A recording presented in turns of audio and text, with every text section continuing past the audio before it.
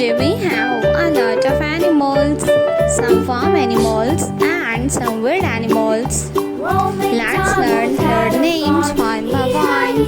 Are you ready, kids? Let's hide. The first animal is a dog. This is a dog. A dog is a farm animal. The next animal is a panda.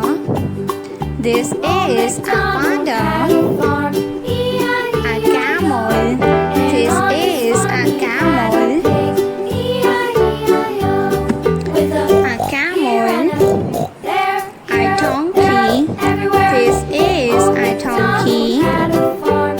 The next animal is a camel. This is a camel. The next animal is a cow. This is a cow. A cow. The next point is a hippo. This is a hippopotamus. The next point is a deer. This is a deer. The next point is elephant. This is elephant.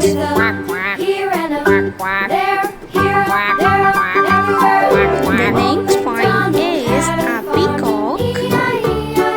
This is a peacock. A rooster.